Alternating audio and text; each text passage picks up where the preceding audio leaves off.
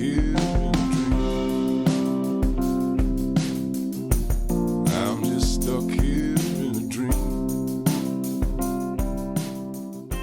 Welcome, everyone, to episode 3 of the Guns and Yoga podcast. My name is Wendy Hummel. I'm really looking forward to today's episode because not only does my guest have a lot of great insight and knowledge from his extensive career in law enforcement, but he is someone who has been a mentor to me personally and who I now consider a good friend. Today, I speak with Major Darren Ivey from the Kansas City, Missouri Police Department. Darren was a proud member of the United States Air Force from 1983 to 1992, where he served in support of Operation Desert Storm.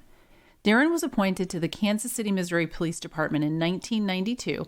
He served as the department's CIT Commander from 2012 to 2018, and through a partnership with Truman Medical Center's Behavioral Health, Ivey led a team that developed a training program called Building Resilience, Surviving Secondary Trauma. This training helps address the occupational risks of secondary trauma and acute stress, and since March of 2015, thousands of law enforcement, mental health, and other first responders from across the country have completed the course. I attended Darren's course in 2016 and was so impressed that I secured a grant from our local DA to fund a 6-day Train the Trainer class for first responders in our community. Major Ivey has a Bachelor's Degree in Criminal Justice from Park University, where he graduated summa cum laude, and a Master's Certificate in Criminal Justice Education from the University of Virginia.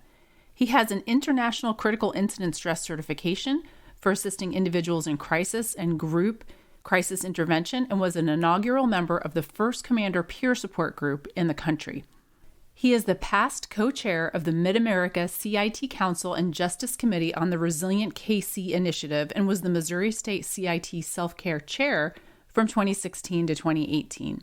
Major Ivey currently serves on the Board of Directors for CIT International, the Advisory Board for the Campaign for Trauma-Informed Policy, and Pause First Academy.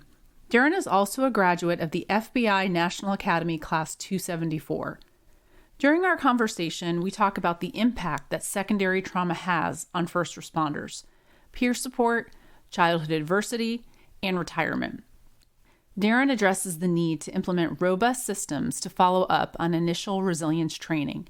He also discusses his own path to resilience and how important it is to prioritize your wellness and do things for yourself, whether that be exercise, yoga, meditation, time in nature, or other hobbies.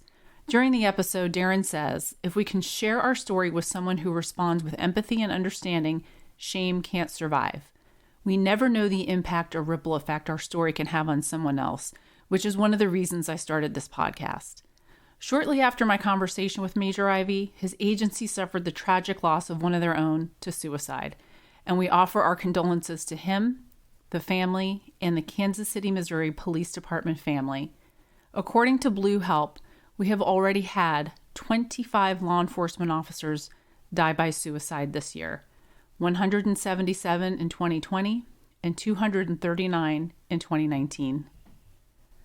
Darren is a likable guy and transparent about his own struggles. He is committed to help other cops, first responders, and their families. If you enjoy this episode and can think of someone else who may benefit from hearing it, please share and go to our website and enter your email so that you can be notified of upcoming episodes and subscribe. Welcome to the show. Today we have Major Darren Ivey from the Kansas City, Missouri Police Department. Darren, welcome to the show. Thanks for having me. Oh, you're very welcome. I'm really excited to have Darren on the show today. I'm really actually proud and honored to be able to call him a friend. I think I've known Darren for at least 4 or 5 years, but for some reason it seems like it's been much longer than that. Yeah. It seems like we've known each other maybe 20 years or so. Yeah, absolutely.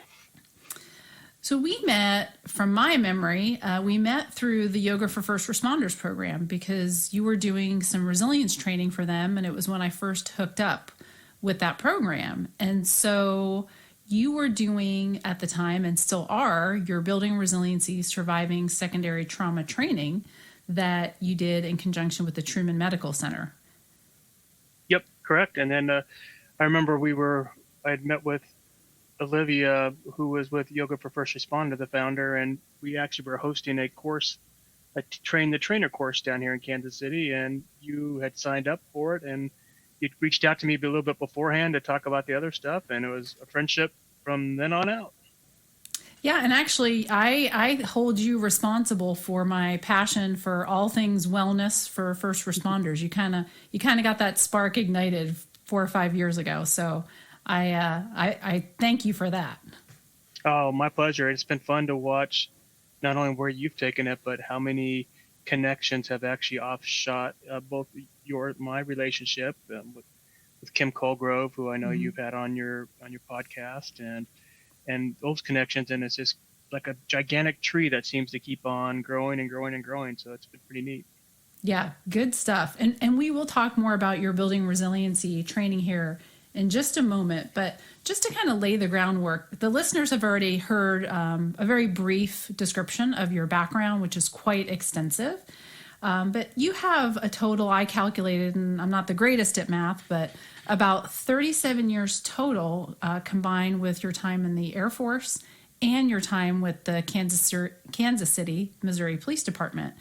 So what inspired you or made you decide way back when to get into this career field, starting with the military? It was back when I was in elementary school, so it would have been probably around my 5th grade year. So it's probably 1975 or so. One of the things the program they had back then in the 70s was an officer-friendly program, and that's kind of like very similar to the SROs of nowadays. They would come, they wouldn't teach classes, but they'd come out at recess time and they'd come in and visit with all the kids. And I remember at that time how cool our officer was, and he'd spend a lot of time with me, and we would talk about a lot of things that were going on. And then you factor that in with the fact that my very close uncle on my mom's side was a police officer for his entire life, as well as my maternal grandfather. And after being exposed to that officer-friendly officer and then connecting really close with my family, I just decided that that's something I wanted to do for the rest of my life. So I started about 5th grade, and I just kind of geared everything towards it, including my military. That's why I joined the military at 18 years old. I wanted to be a police officer still, and I didn't want to have to wait 3 more years to be able to be one. So I decided to join the Air Force and become a law enforcement specialist in the Air Force. And I kind of filled the gap until I could go to the police academy, but I liked it so much, I actually stuck around a little bit longer than I intended to stick around the first time. Amazing. I always like to find out why people choose this career field, because everybody's got their own story, but you and I have that in common. I knew from probably the age of 12 or even younger that pursuing a career in law enforcement was what I wanted to do. I have a few different reasons for wanting to become a police officer, but it started from a really young age, and everything I did built upon that from that moment forward. Yeah. Now, I didn't go into the military, but I am married to a former Marine. But I guess once a Marine, always a Marine, right? That's right. Yeah. So they say. Yeah. I was in the easy military is what they always say. We had the hotel rooms, which isn't true. And the maids and the butlers, they say, but that's not true either in the Air Force. Yeah, I've heard all of that. I've heard that the Marines are the toughest of the bunch. That's right. That's what they would tell you. That's right. That's what I hear at my house.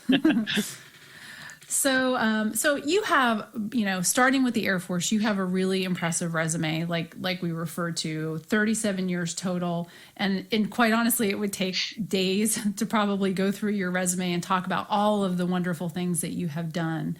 But just kind of in line with the whole purpose of this show, which is to promote wellness in the areas of physical, mental, emotional, and spiritual fitness and resilience for first responders, I really want to touch upon your work with the Truman Medical Center and the Building Resiliency program. So if you could just tell us a little bit about how that started, where you were assigned at the time, and just kind of take it from there. Sure. So back after I got promoted to captain for the police department, which was back in September of 2012, shortly thereafter I became the CIT Commander for the police department. And for those listening who are not familiar with that acronym, it's Crisis Intervention Teams, which are specially trained police officers or first responders who know how to deal with those in a mental or emotional crisis.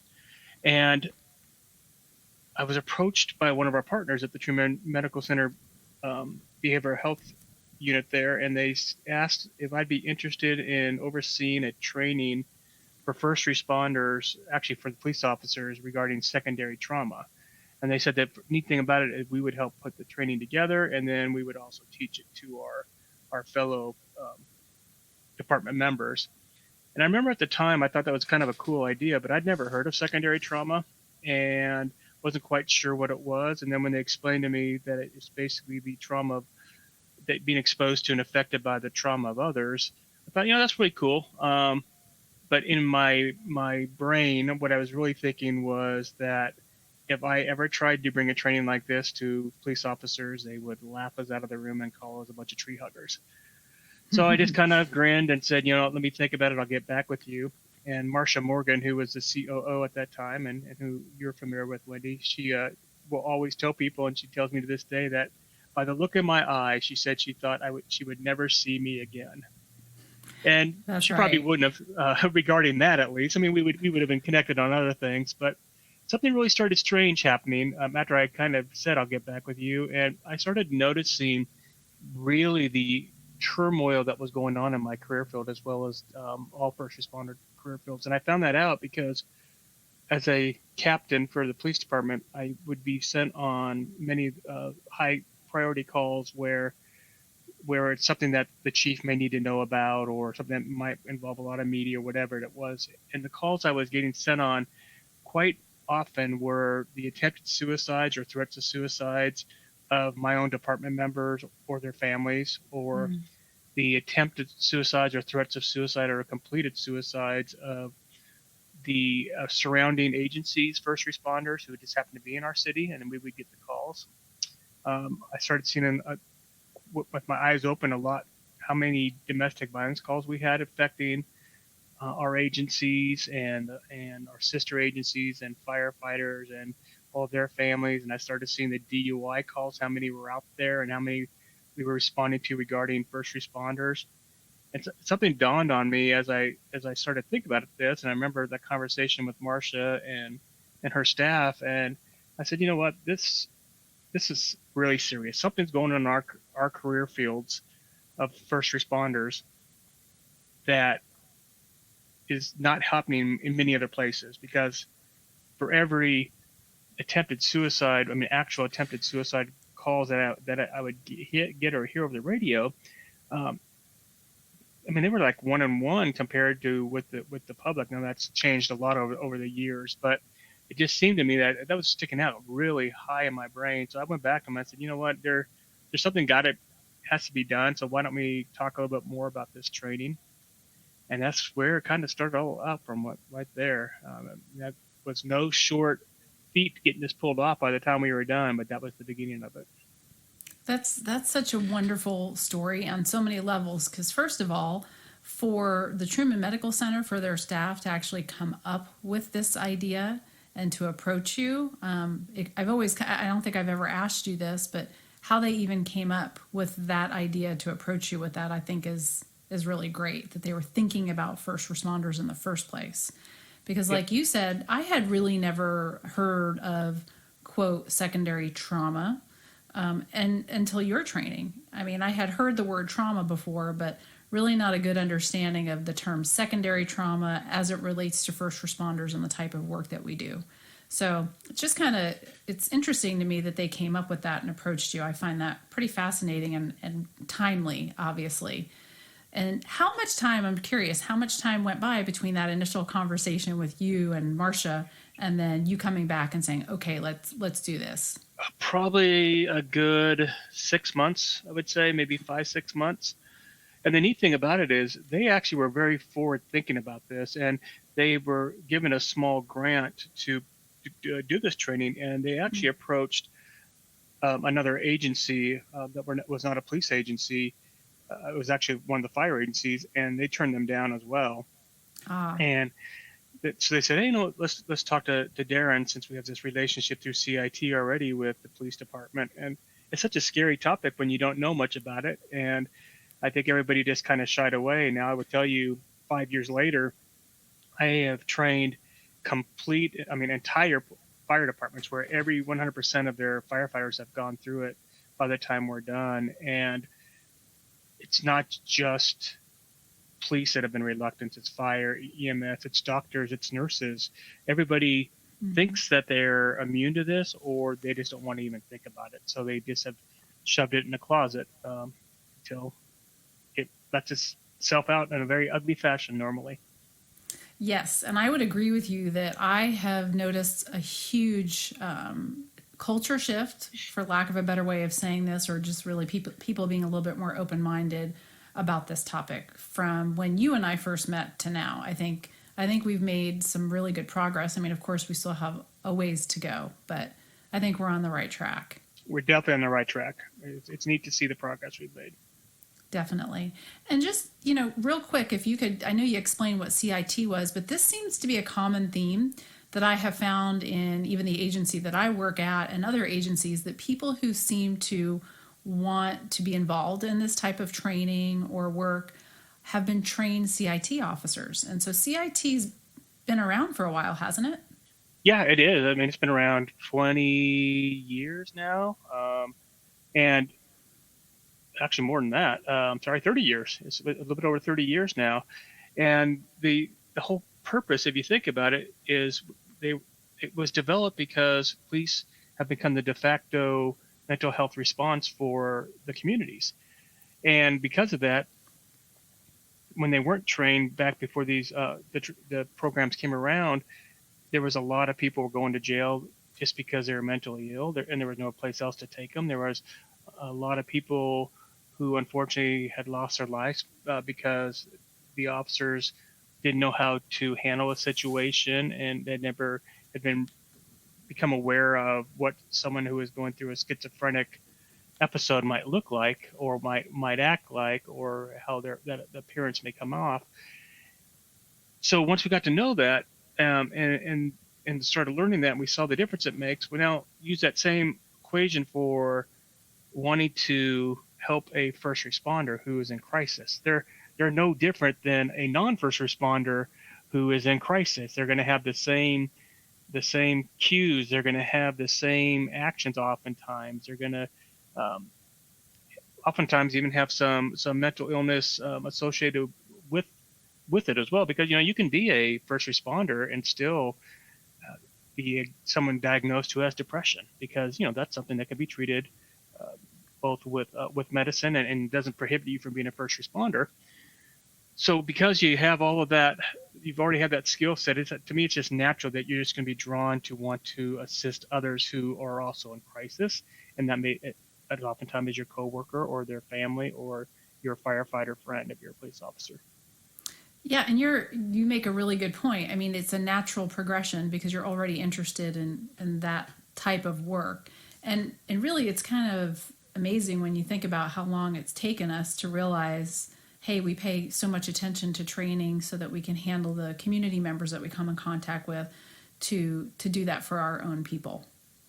Yeah, and we even get a little bit bigger than that, because in CIT world, we say CIT is more than just training. So the training is one aspect of it, but it's about building robust systems to where there's support in place. So a police officer can then connect with the hospital, like we did with Truman Behavioral, to get someone the long-term care they need.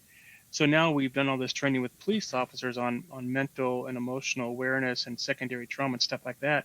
Now the next part is coming into play now, where we have to get all the support systems in place to follow up with all this training, and that's where the many programs like Pause First and like Yoga for First Responders and other programs like that are so integral to the overall wellness of our folks. Yeah, and I definitely agree, having been familiar with both of those organizations. But let me ask you this: when you talk about resources beyond just that initial training, before we get into the resiliency training, I know that your agency, and you've been a part of the peer support program at your agency, because I consider that to be an immense resource for first responders. Can you talk a little bit about peer support and maybe some experience that you've got directly? Because I know you were involved in that program at one point. Yeah, okay. Yeah, absolutely. I was actually first brought into peer support with I had heard about it, and I was getting trained in it when all of a sudden one of my own officers actually took his own life. And this was actually a day or 2 days before the training was supposed to begin. And we were doing training on critical incident stress management. Debriefs is what the training was all about. And a sister agency at the Kansas City, Kansas Police Department, as well as the regional peer support team, pulled me out of the room and said, we heard this was what's going on. We'd like to help in any way possible. And they just kind of enveloped me and the 5 people from Kansas City under that, like an umbrella of love. They wouldn't let us go. They let everybody, they dispatched people to the Fraternal Order of Police Hall when we had the memorials.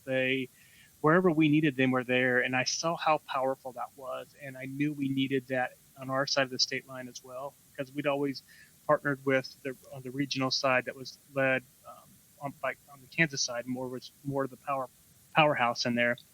And so we really needed to do that. So we finally had to get some state laws changed in Missouri first, the confidentiality piece. And once that happened, it took several years to get that through the legislature with a lot of help from our local Fraternal Order Police president.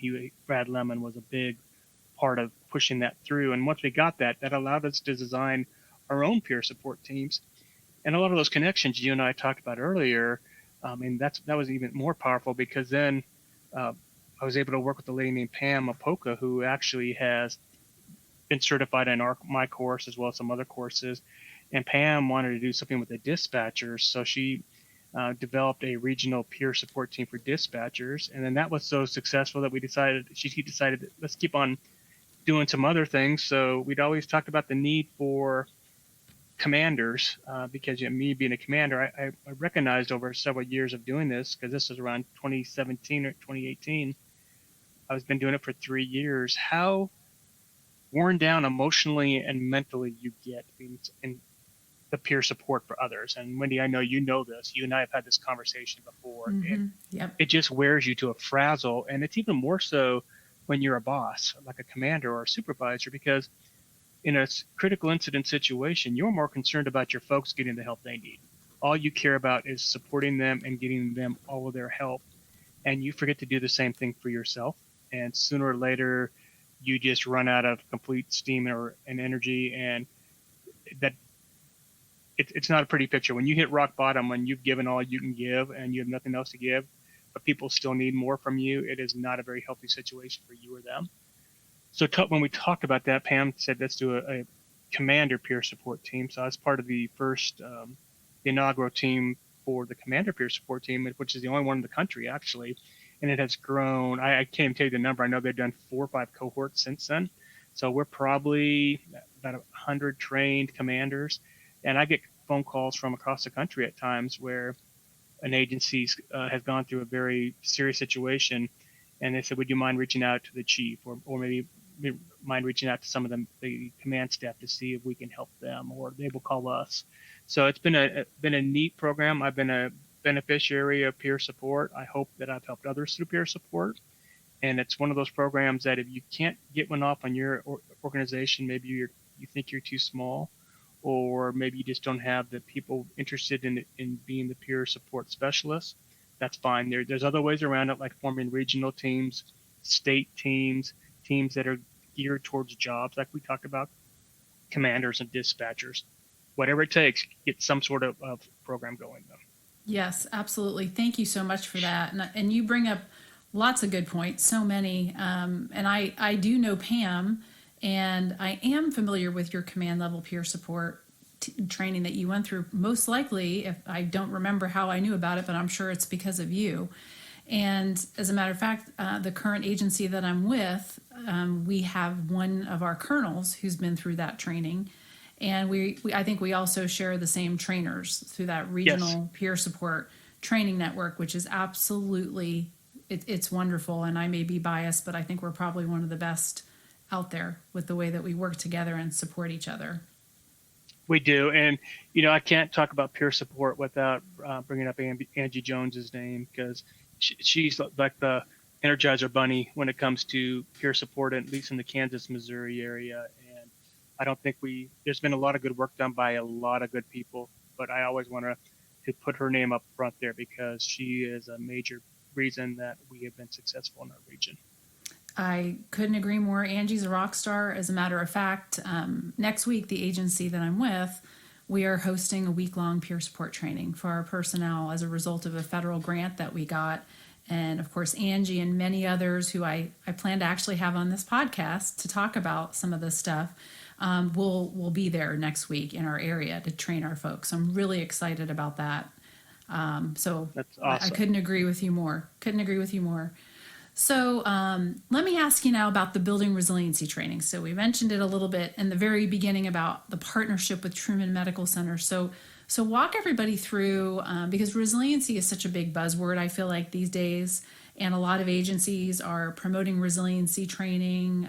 We've heard a lot about it, at least I have, on many different levels. Tell us how you guys came up with the training, the content of the training, and maybe give us a little bit of what the training is all about. Okay, these are always my favorite stories because it's going to go on forever, but I'll keep it short.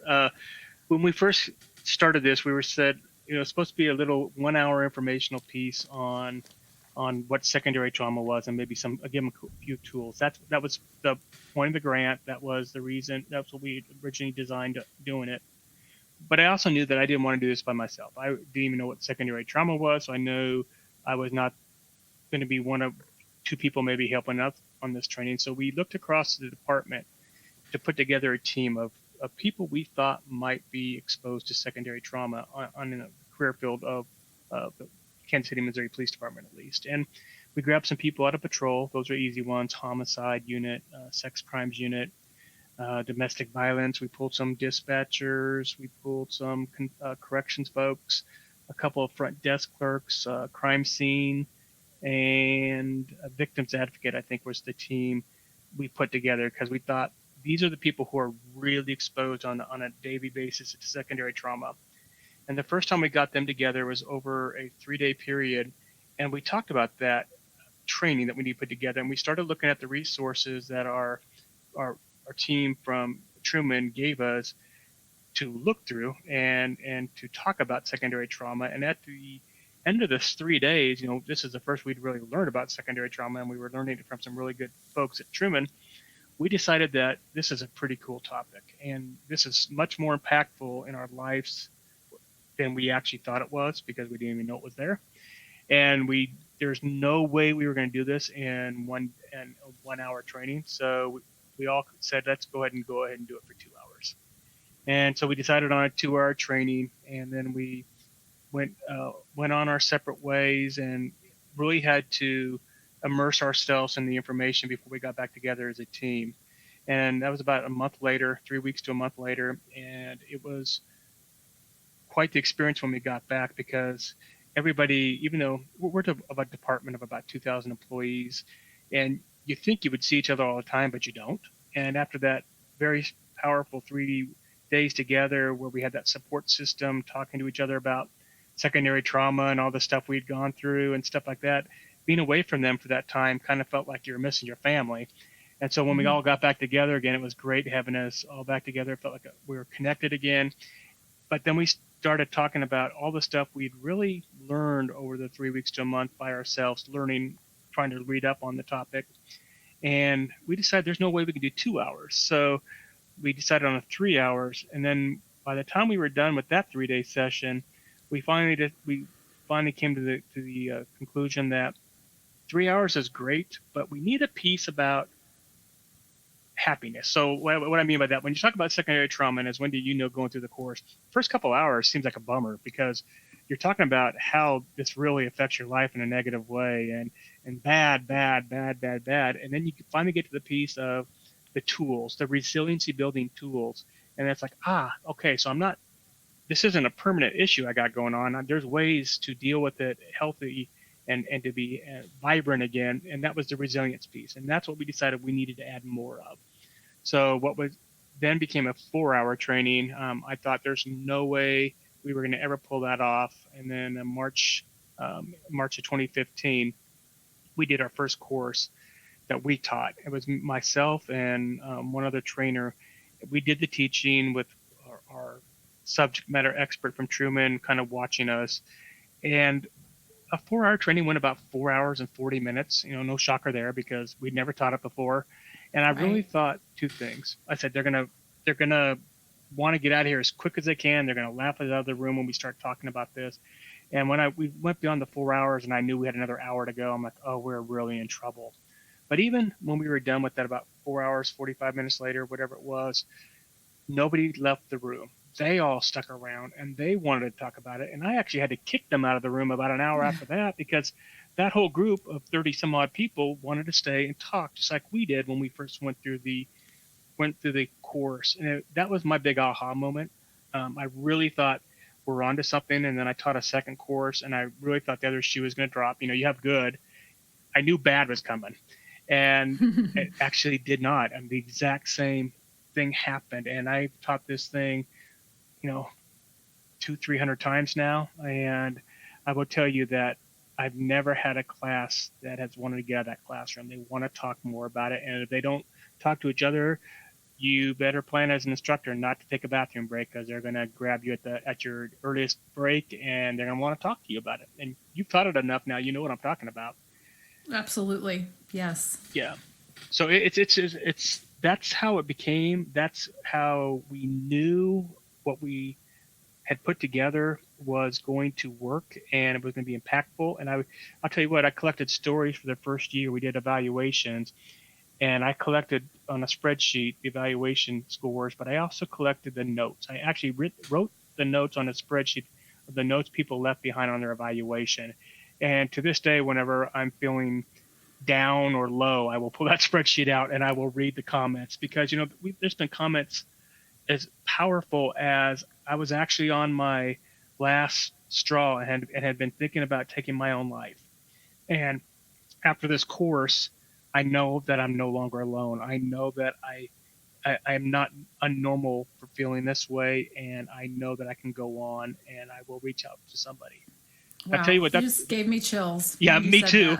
And the worst thing about that is, these are anonymous surveys. So when people make comments like that, you can't even reach out to them to find out who it was. This was a class of 50. So I had no way to know, and I just prayed that they actually lived up to what they said they wrote in that. We've had other comments like, you've saved my family. And it's not me that saved their family. It's them being exposed to this information and them wanting to do the work has saved their family. I don't know about you, but I can tell you that this course or the information I learned in this course probably saved my family. It definitely repaired some damage of my family that I had done well before I knew this information.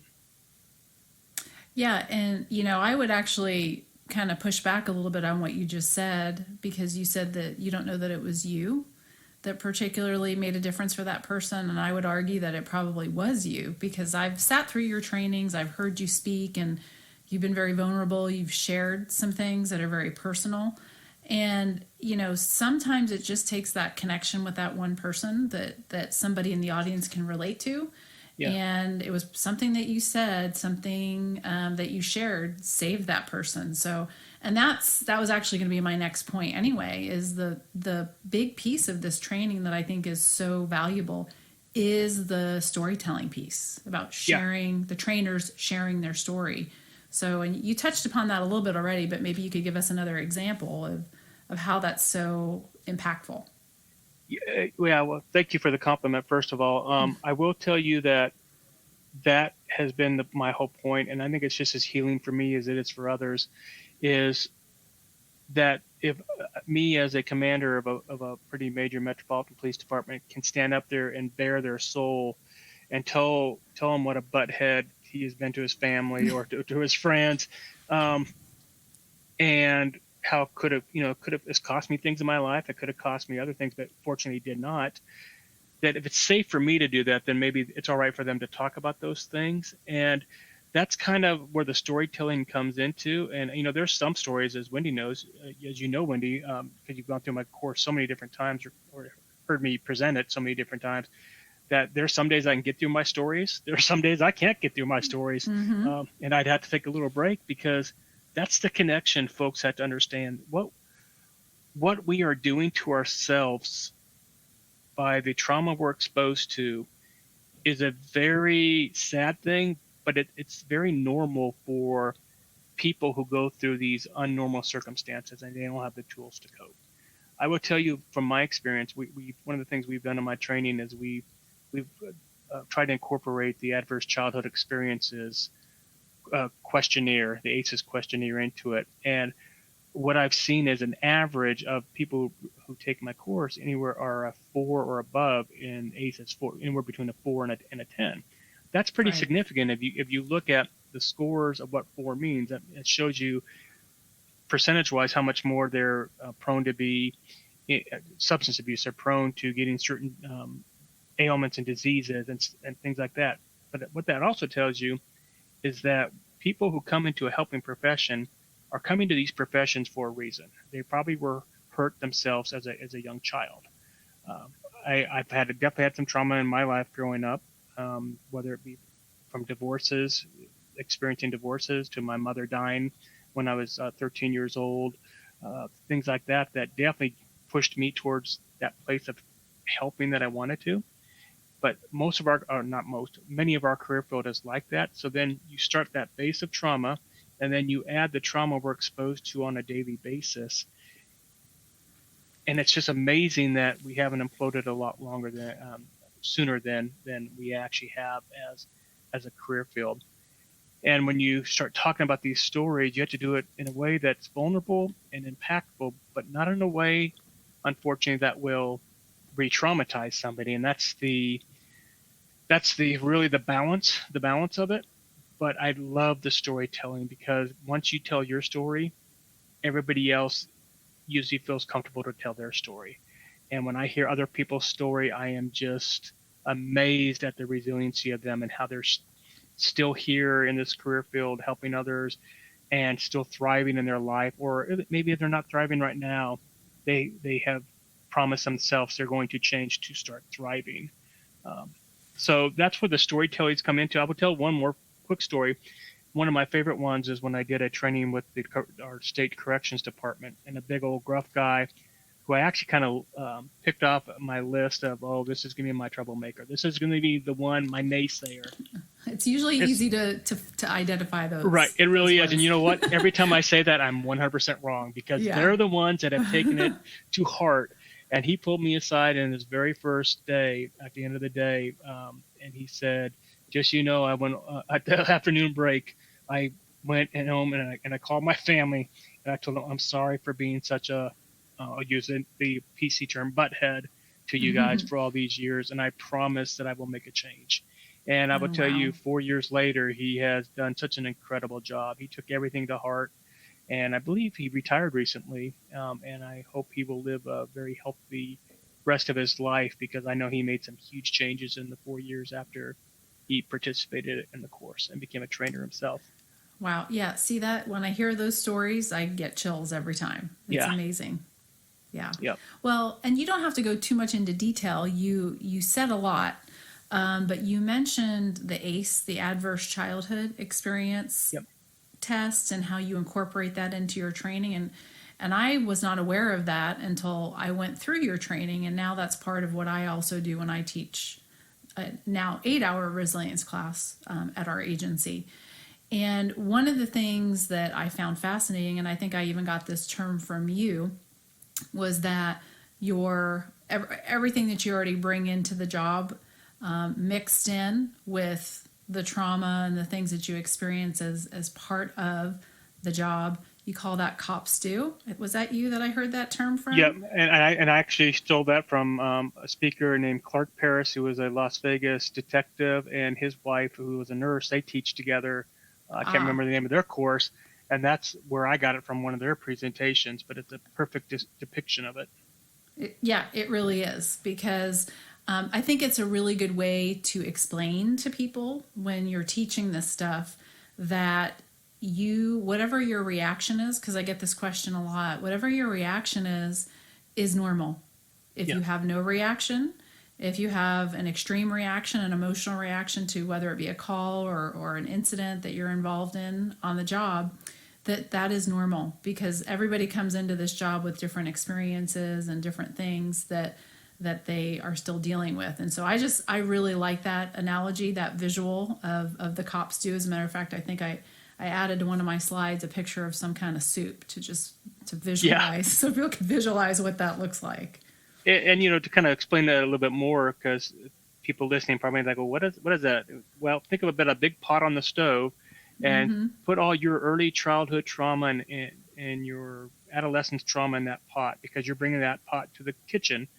And then every day you get exposed to something more and more and more. And every time you're exposed to that, you're pouring more into that pot. You're pouring more into that pot. And if you don't find a way to empty that pot, or you don't find a way to turn that heat down to simmer, that sooner or later that pot boils over. And that's not quite the way Clark explains it, but that gives you an idea of why it's so easy to kind of comprehend what that looks like. Yes, and thank you for that further explanation. That was great.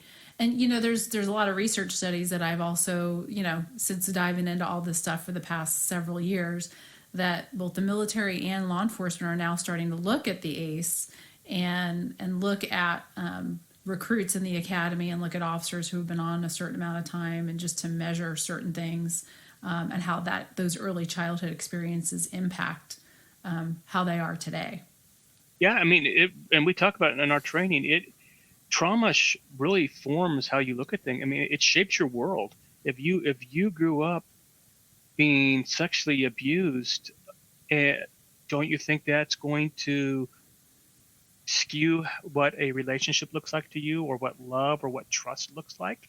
Or if you've gone through your family goes through a divorce, what does that do for your trust level when it comes to relationships? Once again, and these are all things that are very impactful to us, and especially those of us in a giving profession where we have to really give a lot of ourselves to the people we're helping in the first place. And all that stuff kind of comes boiling back up if you have not addressed it, or you haven't been given the tools on how to at least work through it.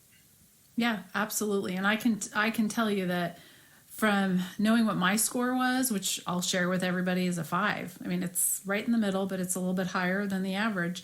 Knowing some of these things has really helped me reflect on, that makes sense as to why I may have reacted this way versus this way. So it's just, and I think first responders in general are the type of people that we like to kind of understand things. And I think that's why I think this training is so important. It's because it explains it. Breaks it down, and you have that education piece to what trauma is, what secondary trauma is, how this ACE score could be impacting how you may react on a certain type of a call in the future. And it just kind of ties it all together. So again, kudos to you and Truman Medical Center for coming up with this and keeping it going strong after 5 years. Yeah, and I'll tell you, so many programs have taken on things like the ACEs, and one of my favorite programs is Save a Warrior, and something they say in theirs is so true, is I am not my number. So yeah, you may be a 5, and I know police officers that are 10s, that they are not their numbers. That means they went through a lot of poop growing up. Yeah. But that doesn't mean they're not a good police officer, doesn't mean they're not a good husband or wife. That just means they've had to learn a lot of skills to be effective and to be productive and to be not hurting to other people. So if you are someone listening to this right now and you've done the ACEs and you dwell on it, remember, you are not your number. That is nothing, that does not who you are. That is just what you've gone through. Yeah, and I've never heard that, and I wrote it down. I'm going to probably steal that now. I like that. That's Thank good. you. That's a good thing to say. I'm sure the founder, Jay Clark, would not care.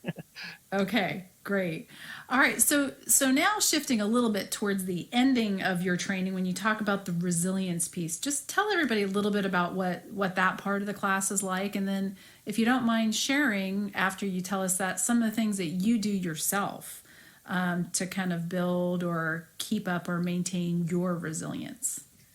Okay, yeah, let's. So the resiliency is the key behind it, because so much of our training starts off with, this is what trauma is, this is what secondary trauma is, this is how it affects you both mentally and physically, because there's a lot of physical effects to your body from Sure. trauma.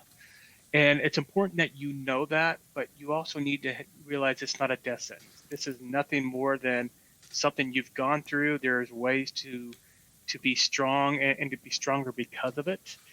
And that's where the resiliency piece comes in. So we talk a lot about meditation.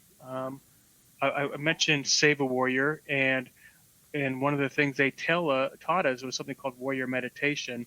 And it's that simple little 20-minute meditation that we talk about and go through. And it's something I will still use to this day. I don't do it nearly enough, and I will find myself at times knowing when I'm not meditating, because I become more irritable. I become a lot more judgmental of others and myself. So that's one of the big things that I like to do. The other pieces we talk about during the training are things you can do for yourself. So we talked about how we give to others. And when we do that, sooner or later, our pitcher starts to become empty. So we talked about the cups. Now imagine a pitcher of water, and you're pouring out, and that's giving to others. But sooner or later, you got to do something for yourself to get that pitcher full back again. So we have a great tool that I love to use, and it's a balance wheel. It's called Mapping Your Resilience. And what it does is it makes you think about and put on a piece of paper on the tool that we use, how much energy or effort you're putting towards certain things in your life. So you have to find 10 things, 8 things, whatever we make you use, things that you consider really important in your life. Then you have to ask yourself how satisfied you are in those areas. And then the big part is you have to kind of show on this graph how much energy and how much of your effort you're putting towards these areas. And as Wendy knows, one of the things I make you do is I make you put job on there, because your job, most of us who are going through the training have a job usually at the time, and that takes a lot of energy and your effort. And what you do is you kind of go around, by the time you're done, you realize how much you are putting towards your job and how little you're putting towards yourself. And that's where we get into a lot of trouble. That's where the burnout happens. That's where the compassion fatigue kicks in on us. So much bad things happen when we've just completely wore ourselves out or completely emptied our pitcher. And that's one of my favorite things. And I said, the only way you can get that pitcher full back again is to do things for yourself. And that's a tough sell for first responders, because yes, one of the questions I always ask is, how many of you folks in this room feel guilty or angry when someone does something really nice for you or spends a lot of money on you for a present? And it would shock you to see how many first responders or other caregivers, because like our social workers and stuff like that, how guilty or angry they feel, including myself, when someone spends a lot of money on them. Right. Because the first thing in our mind is, we're not worthy of this. Why would you spend it on me when we could have gave it to the charity down the street, or we could have gave it to this homeless family we know about, or we could have done this? Well, guess what? My guess is your family is like mine. You're doing a lot of that too. You are giving to others, and you're doing a lot of giving to others and other charities, but yet you still do not think you're good enough to have this done for you or to do it for yourself. So we talk about that, because once we look at how we're not doing anything for ourselves, and how we're not putting a whole lot of effort towards the things that give us so much pleasure, why is that? Well, we just talked about that part, and then now we got to figure out how we're going to get through that. So we have another exercise called the I will, and the I will is probably my second favorite exercise, because we make the participants come up with a couple things they're going to do in 4 different realms: the spiritual realm, the emotional realm, the social realm, and the physical realm. And what are they going to do for themselves? And they have to come up with these promises, like, I will, let's say we'll use the spiritual, I will meditate 20 minutes a day, 4 days a week. And then maybe the second one would be on the physical stuff, I will exercise 30 minutes a day, 5 days a week. And they have to go around and do this.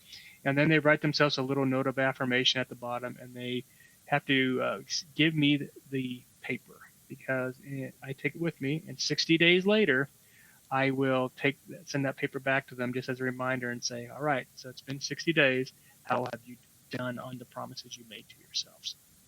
And some of the stories I get back from those are pretty impactful too. I love hearing how some people have just completely changed their lives by doing simple things like going back on date nights with their spouses, or spending time with their children a certain blocked out period of time each day.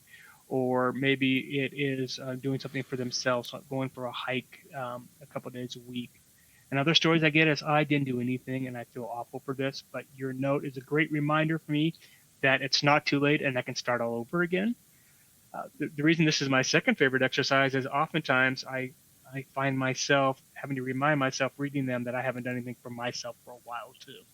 Right. And I go back to getting back on that wagon of doing the meditation, or I really, you guys asked what else I do for myself. I'm a really huge fan of mindfulness.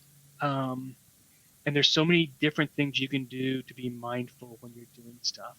When you're having a conversation with your child, and the stories I tell in my training, they make me feel happy even talking about them, where I can be one-on-one contact with my son, where there's no TV on, there's no cell phones. It's just me and him on the floor wrestling, or talking about his day at school, or what my day was like at work, because now he's 11 and almost 12, and he wants to know how my day is. And we do this every single night to this day. He's 11 and a half years old, almost 12, and I will lay in his bed with him, and we will discuss the days and how we felt and how we do. And I mean, it's usually while we're holding hands, or his head's on my chest. That is a mindful activity that anyone can replicate. That's easy. That's connection. That's living in the present, right? That's not thinking about crap. Let me live in the past and think about all the crappy things I did to my son, or let me worry about the future and worry about what kind of world he's going to live in. You know, that's what we do too much. We live in that past, we live in that future, and we don't ever remember to live in the present, which is where the mindfulness piece comes into.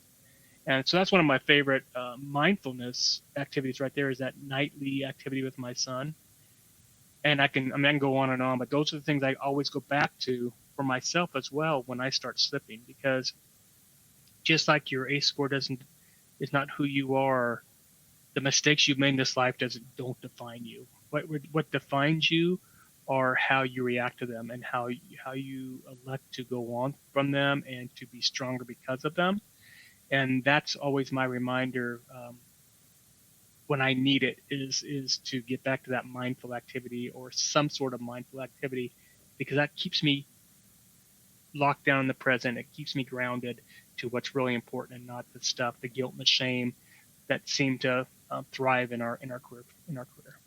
Yeah, and thank you so much for sharing all of that. And the thing about mindfulness, I agree with you, is that a lot of people don't think of, because sometimes when we do this I will exercise or exercises along those lines, people can get a little overwhelmed, like, oh, I have to do all of these things at once. And what I like to say to people is start small incremental change. This doesn't have to take very long. Like you just gave a great example. Being mindful doesn't have to take very long, but the time that you are spending, you're being completely present. And I can completely relate to that, what you said about kids, and even conversations with, other family members, or even just friends.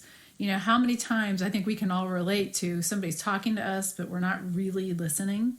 We're kind of spaced out thinking about something else. And just that self-awareness of, hey, I need to pay attention.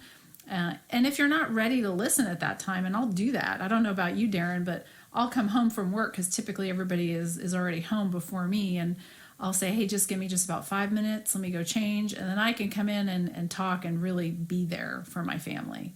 And a lot of times it just doesn't happen. But I have learned over the years to really pay attention to that, because I catch myself slipping all the time. So it's hard. I'll tell you what. It's a process. It is definitely a process. And I am not, I will tell you, I'm one of the worst people about still taking care of myself, self-care, even though I talk about it. But I'm also honest about that when I teach. Say, I'm not this perfect person out there saying that I meditate every single day and I do this and this. But the difference is I'm aware of it now. And that's a big part of our training also, is the freedom and the ability to talk about our feelings. It is a safe place, and it's okay to talk about how you feel. And I bring this up because it was a pretty crappy 2020 for everybody. I think everybody knows that. And I had a pretty rough December as a patrol commander. We had a lot of things going on in my part of the city. And one day, just going from call to call, my folks were, and I was listening to the radio, and I was doing a couple of the calls with them. And the calls that I heard on the radio from 6 o'clock in the morning when I got on the radio to 8 o'clock that night when I got off the radio had overwhelmed me so much, hearing the evil that was going on in our society, hearing and seeing the evil stuff that was being done. For the first time in 37 years, when I got home and my wife saw that in me, she says, can I give you a hug? And I actually said no. Oh, no. Man. Yeah, please. But do me a favor. Give me 5 minutes. All I need is 5 minutes to get this stinky uniform off me and to decompress without a radio in my ear and without anything else, and then I'll be ready for a hug.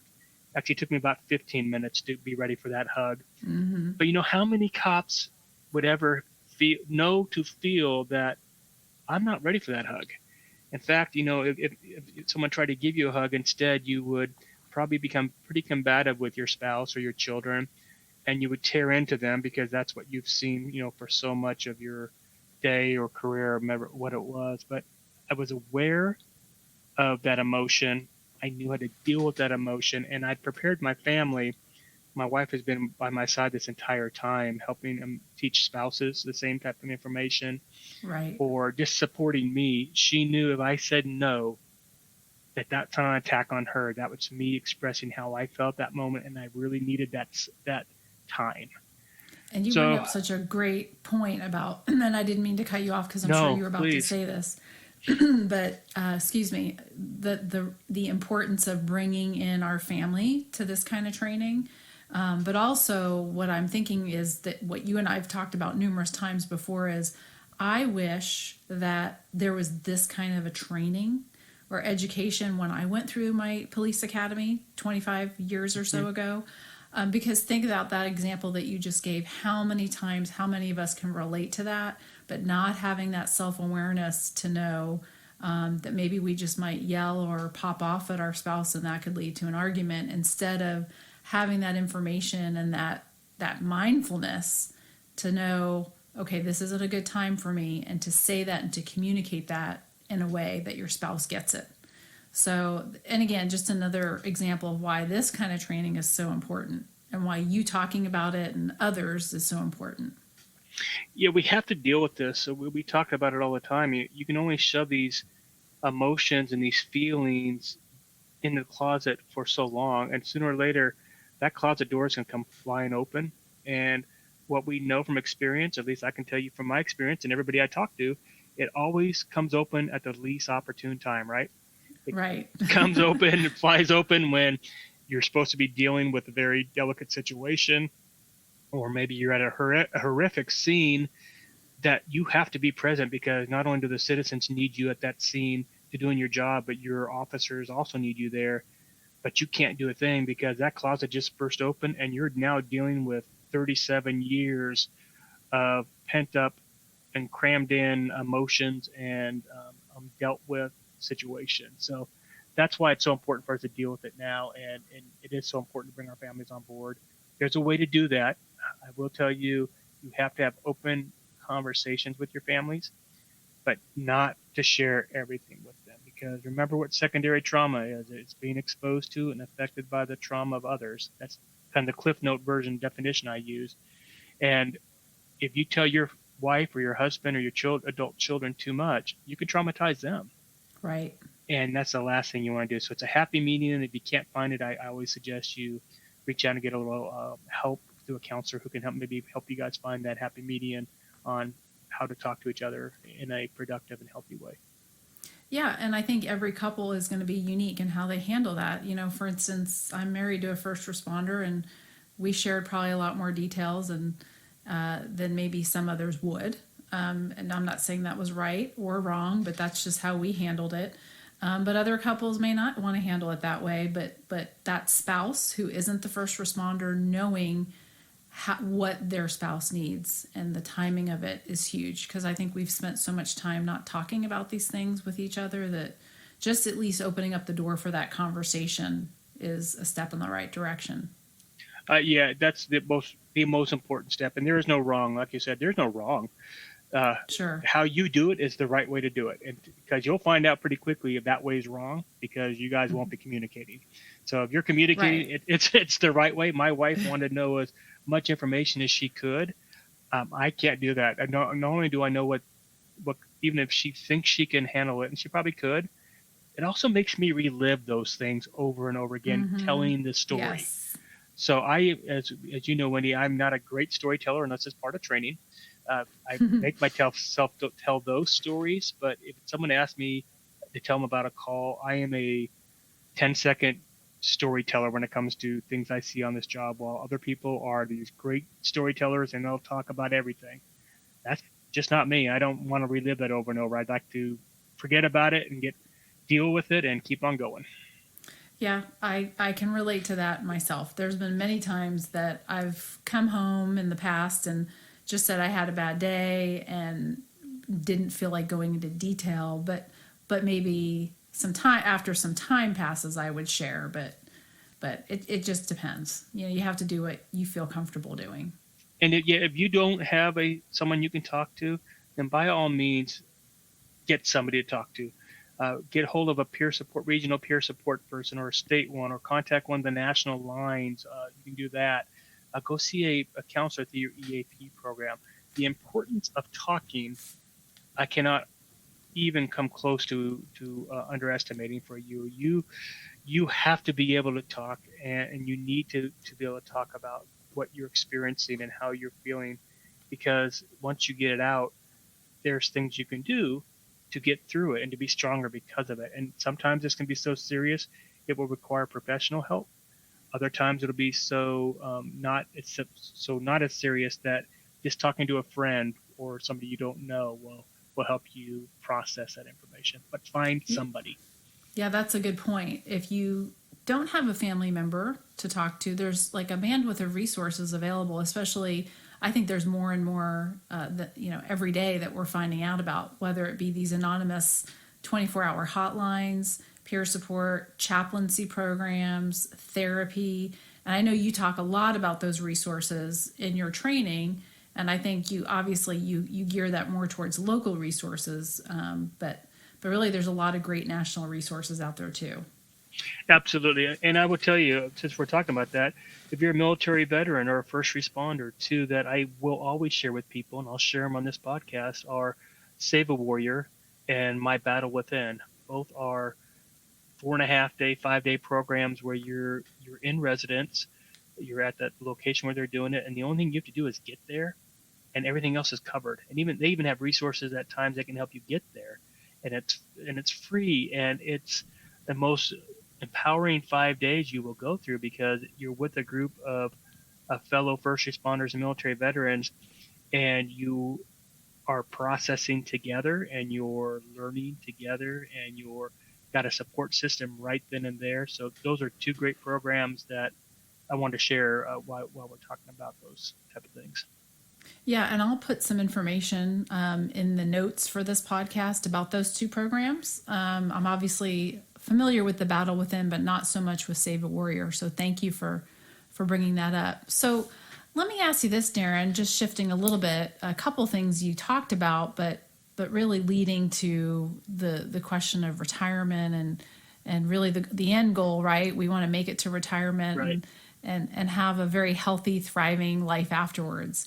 You did talk about the command level peer support, and I forgot to ask you about this earlier, but you made the point where commanders, especially if you're involved in peer support, how that can weigh on you. And so as commanders, typically when you're a commander, you've got a little time under you where you've got at least 15, 20 years already on the job of your own experiences and trauma. And then on top of that, you have a whole new layer of responsibility and problems in caring for all the people that are under you. So I think a lot of people don't, at least some things that I have heard, a lot of times people think, oh, well, they're supervisors or commanders. What kind of stress do they have? Well, I would definitely argue that I think that commanders such as you and others that I know have a whole lot of added stress because of all of those things that we talked about. So that's why I think it's really important. At least we're doing this in our agency, and this has really come at the suggestion of people like Angie and you, is not to forget about those commanders when it comes to peer support. Peer support's not just for the deputies and the officers and the line level front lines, but it's for every layer of the organization. And that includes civilians as well. Yeah, absolutely, especially our communications folks. They're often forgotten in many of the things that were done, and I will tell you that Kansas and Missouri has done a very good job of incorporating them and making sure they're incorporated, because if you ever want a stressful and trauma-filled day, just go sit up with your dispatchers or your 911 operators and slap on a headset for 8 hours with them and listen to the things that they're having to listen to and work through. Yes, absolutely. And so kind of going back to the retirement question. So I think that we've talked about this, that you may be planning to retire in the near future. And how do you feel about that? And maybe what are some of the things on the horizon for you? I'm definitely, this is probably my last year. Originally, my plans were to go early in 2021. I think I'm going to probably try to wait till the end of 2021. But that'll be my full 28 and a half years by then on Kansas City, Missouri Police Department. And they say, it's time to go when it's time to go. And I know it's getting ready, that time to get ready to kick. I can feel it. Sure. It takes a lot more to recover from some of these calls. It takes a lot more time and more effort to go back to work after maybe a long vacation. Sure. So I know it's time to pass it on to somebody else. But I also know, working with people like you and with Kim Colgrove, that it's so important to have plans when you retire. I don't know about you, Wendy, but my goal is to go through all of my retirement that the city has set aside for me. I don't plan on turning any of it back in, and they're not getting my money. I want to take all their money. So my goal is to live another 30 years after I retire, 40 years, and live off their money for a while. And to do that, you have to do things that make you happy. I want to continue to teach. One of the biggest joys I get is to talk about self-care for first responders or anybody in the caregiving world. I love doing seminars. I love doing webinars. I love going to locations. So that's going to be a big part of what I do. I wanted to be a police chief for a while. And then after 2020 hit, I said, there's no way in heck I want to be a police chief. I don't blame you for that. Yeah, I've kind of gotten that bug again. I have a new assignment on my job, and I've really enjoyed it. I've been enjoying it so much that I'm being selected on some chiefs of police jobs that I'm putting in for. But if the right fit is there, I wouldn't mind being a chief for 5-6 years before I call it permanently quits. But I will not be the person who sits around and does nothing. I don't think that's healthy for us. You can't go from 28, 38 years, like for me, at a full accelerator and then slam on the brakes and do nothing and expect to be healthy afterwards. You need to find something that really makes you happy. So that's my big search in life will be this year. What that's going to be, it probably will revolve around teaching and a few other things. Giving, as long as I can give back and continue to serve folks, that will make me survive until I'm 100 years old, I really hope. Yeah, and that's great. Well, congratulations on all of that, and I wish you the best of luck in your endeavors to become a police chief, but selfishly, I would rather you not have to move out of the area and you get to stay with us here in the Midwest, but I just had to say that. Well, I appreciate it. Oh, we'll see what happens. Yes. Well, but you bring up so many good points. In this profession, it is a tough job, but it is the most rewarding, and I would never trade it in for anything. I love my career as a first responder, but we're also afforded an opportunity to be able to retire much earlier than most with a pension. And not to say that's something that's going to make us sustain us for the rest of our lives and we don't need to work, but it's kind of nice that we have this opportunity to do something different, to retire, and whether we want to continue on in law enforcement or if we want to teach or pursue a hobby unrelated to the career field. I think it's really great. And a lot of times I think people don't realize what a gift that is. Right. And it's a gift. You're right. Many officers don't realize what a gift it is, or department employees. At the same time, it's funny because a lot of people who aren't involved in this career field think that we're scamming somehow being able to retire at 57. And I have to remind them, just remember one thing. While you were making six figures, I was doing the exact same job, making half of that money. Right. And that's the trade-off. Or, the trade-off is you're going to be drawing Social Security that you've been putting into the system. I don't get to draw that Social Security under the current laws because of the way the laws are written. If I'm drawing a pension, I don't get that Social Security, even though I put a lot into the Social Security system. So there's a trade-off to both of it, but we need to, part of my outlook on life is to always look at the positive.